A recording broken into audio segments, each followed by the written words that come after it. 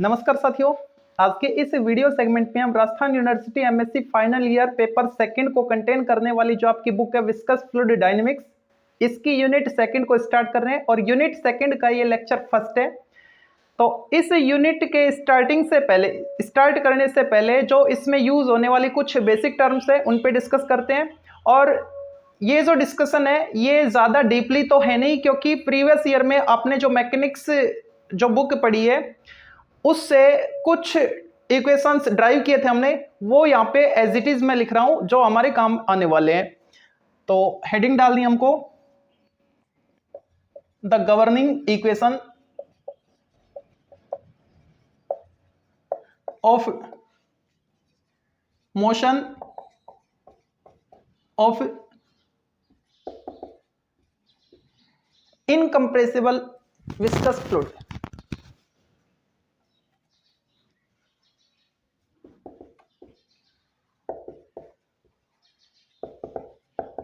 Incompressible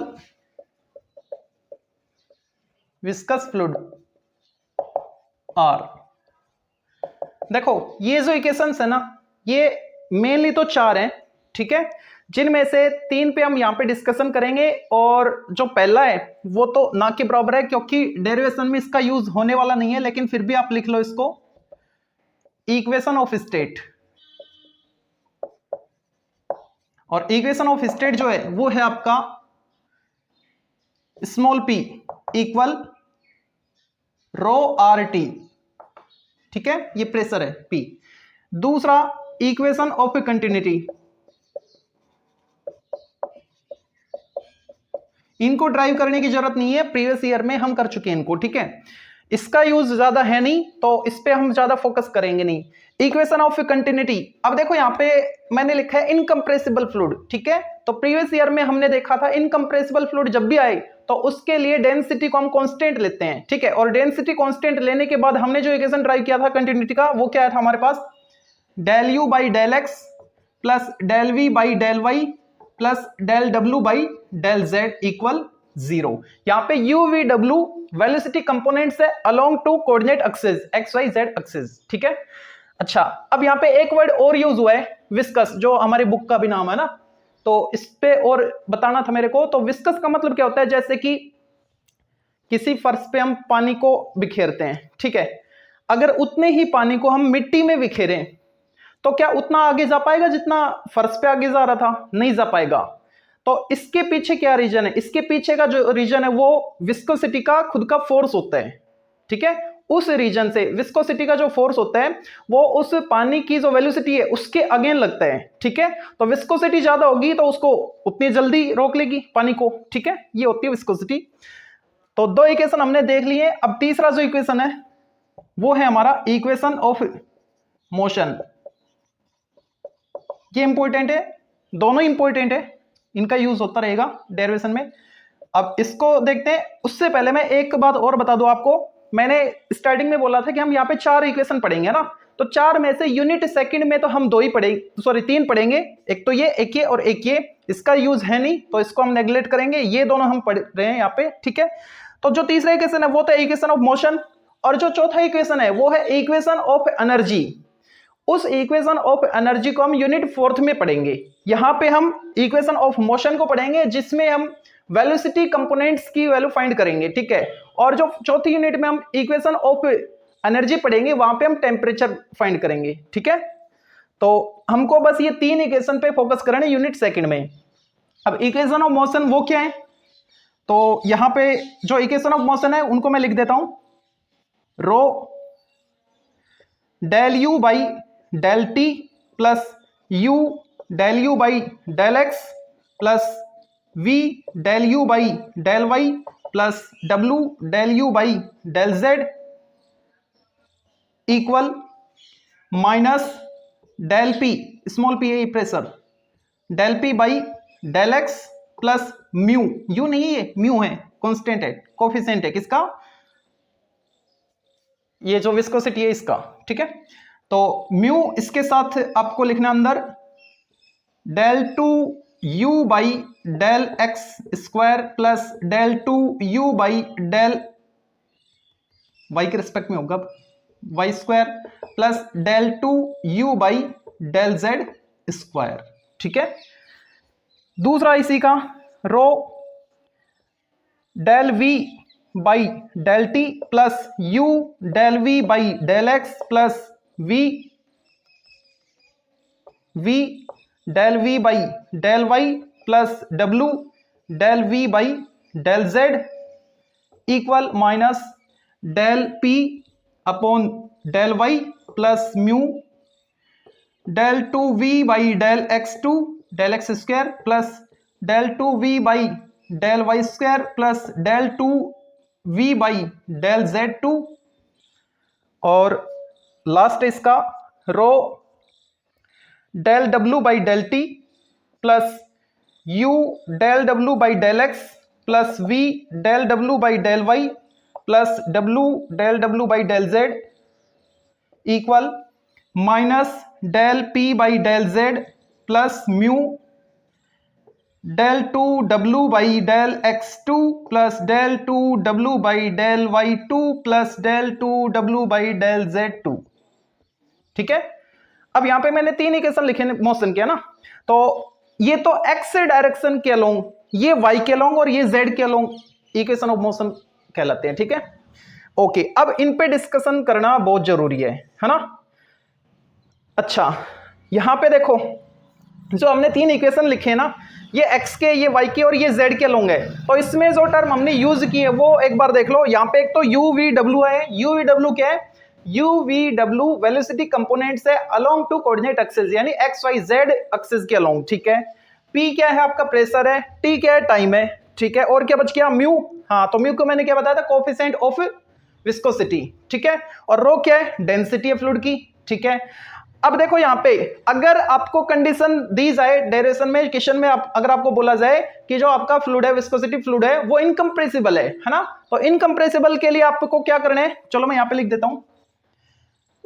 अगर incompressible बोला जाए, ये वर्ड अगर क्वेश्चन में दिया जाता है तो उसका मतलब क्या है, डेंसिटी इज कांस्टेंट। तो यहां पे देखो मैंने इनकम्प्रेसिबल लिख रखा है ना, तो जो डेंसिटी है उसको मैंने बाहर कर दिया। ठीक है, अच्छा दूसरा कांस्टेंट है इसलिए मैंने बाहर कर दिया। ठीक है, दूसरा अगर वर्ड आ जाए आपके पास स्टडी, तो स्टडी का मतलब क्या है, यहां पे स्पेस नहीं है, पहले मैं इसको रफ कर देता हूं। ठीक है, और इन इक्वेशन को और एक्सप्लेन करना है तो पहले मैं इनको ऊपर भी लिख देता हूं, फिर वो पॉइंट लिखेंगे। अगर इनकम्प्रेसिबल वर्ड लिखा दिखे आपको तो उसका मतलब ये है कि जो डेंसिटी वो कांस्टेंट है, और अगर स्टेडी वर्ड लिखा दिख गया तो उसका मतलब है कि जो वेरिएबल है वो टाइम पे डिपेंड नहीं कर रहे। ठीक है, variables are independent of time. ठीक है, मतलब देखो जैसे ये इक्वेशन हमने लिख रखे हैं, तो जो वेरिएबल है स्टडी वाले केस में वेरिएबल है वो टाइम पे डिपेंड नहीं करेंगे। अगर वो टाइम पे डिपेंड नहीं करेंगे तो ये क्या हो जाएगा, जीरो हो जाएगा। जो u है वो टाइम पे डिपेंड नहीं कर रहा, यानी डेल बाई डेल टी और यहाँ पे समथिंग कुछ भी हो। ठीक है, कोई भी वेरिएबल, तो वो अगर टाइम पे डिपेंड नहीं कर रहा, उसका मतलब उसका जो डेरिवेटिव है वो क्या आएगा, जीरो आएगा। ये जीरो हो जाएगा, ये जीरो और ये जीरो हो जाएगा। ठीक है, तीसरा केस अगर अनस्टडी बोला जाए तो इसका अपोजिट हो जाएगा, और इसका अपोजिट मतलब variables are dependent on time. ठीक है, तो इनको आप जीरो नहीं करोगे अगर अनस्टडी है तो।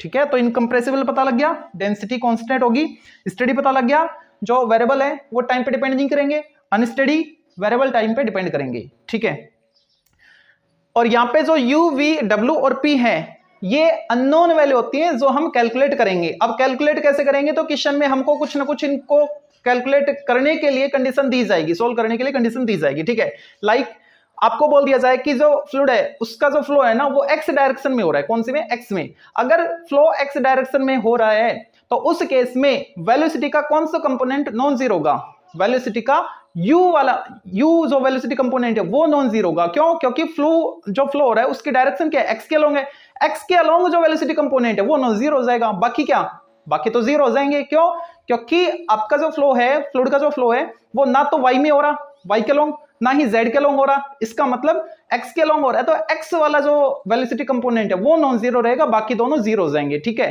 तो अगर आपको क्वेश्चन में दिया जाता है कि जो फ्लो है वो x डायरेक्शन में हो रहा है, तो ये वाली टर्म क्या हो जाएगी, जीरो हो जाएगी, ये वाली भी जीरो हो जाएंगी, इसका मतलब ये वाला इक्वेशन आपको फाइंड करना होगा। यहां से हम v u कैलकुलेट कर लेंगे, साथ के साथ p भी कैलकुलेट करेंगे, लेकिन p के लिए कुछ अलग से कंडीशन हमको दी जाएगी। ठीक है, ओके। अगर ये बोला जाए कि जो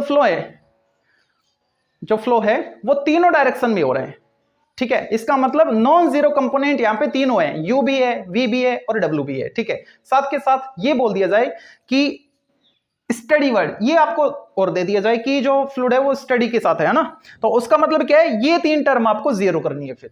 ठीक है, और फिर ये जीरो करने के बाद u v w और p कैलकुलेट करोगे तो कोई और कंडीशन ऐसी दी जाएंगी जहां से आप उनको इजीली सोल्व कर पाओ। ठीक है, वो क्वेश्चन करेंगे तब आपको और क्लियर हो जाएगा। ओके, तो अब बात करें इन इक्वेशंस के ऑब्जर्वेशन की, तो हम यहां से क्या ऑब्जर्व कर पा रहे हैं, चलो मैं लिख देता हूं, अब मैं इसको रफ कर रहा हूं इन तीन लाइनों को। ठीक है, ये जो तीन इक्वेशन हम देख रहे हैं एक्स वाई और जेड के अलोंग जो इक्वेशन ऑफ मोशंस हमको मिले हैं, इन तीनों से हम क्या देख पा रहे हैं कि ये जो इक्वेशंस है ये सेकंड ऑर्डर के हैं, सेकंड ऑर्डर डेरिवेटिव के साथ हैं।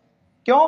क्योंकि जो डेरिवेटिव है ना वो मैक्सिमम कितने टाइम हुआ है, 2 बार हुआ है। ठीक है, तो यहां पे हेडिंग डाल देते हैं, observation about equation of motion. तो इन इक्वेशन से हम क्या ऑब्जर्व कर पा रहे हैं, जो हमारा इक्वेशन है वो सेकंड ऑर्डर का है, सेकंड ऑर्डर का है, सेकंड ऑर्डर। क्या ये लीनियर है या नॉन लीनियर है? ये नॉन लीनियर इक्वेशन है। क्यों? क्योंकि जो वेलोसिटी कंपोनेंट है वो और उसका डेरिवेटिव दोनों मल्टीप्लाई में आ रहे हैं, है ना। तो सेकंड ऑर्डर नॉन लीनियर, और कैसा डिफरेंशियल इक्वेशन है, ऑर्डिनरी है या पार्शियल है? यहां पे ऑर्डिनरी नहीं है। क्यों? क्योंकि एक ही वेरिएबल के रिस्पेक्ट में हम नहीं कर रहे, यहां पे एक से ज्यादा आ रहे हैं। ठीक है, इंडिपेंडेंट वेरिएबल। तो क्या लिखेंगे, non second order non linear and partial differential equation. ठीक है, ओके। अब यहां पे जो अननोन वैल्यू है वो क्या क्या है, u v w और p है।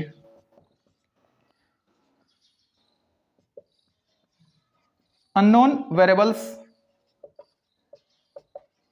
Are u v w and p। ठीक है, स्मॉल p। अच्छा, जब ये इक्वेशन हम ड्राइव करते हैं ना, तो जो लेफ्ट पार्ट है वो इंटरनल फोर्सेस के कारण आता है। तो लेफ्ट पार्ट यानी LHS पार्ट को हम इंटरनल टर्म बोलते हैं। ठीक है, LHS is called internal term and RHS is called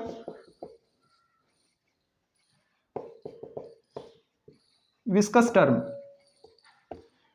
और जो RHS है, जब इनको ड्राइव करते हैं तो ये जो RHS पार्ट है ना, ये वाला पोर्शन, ये कहां से आता है, जो विस्कोसिटी फोर्स होते हैं वहां से। तो इसको बोलेंगे RHS पार्ट को विस्कस टर्म, और इसको बोलेंगे लेफ्ट पार्ट को इंटरनल टर्म।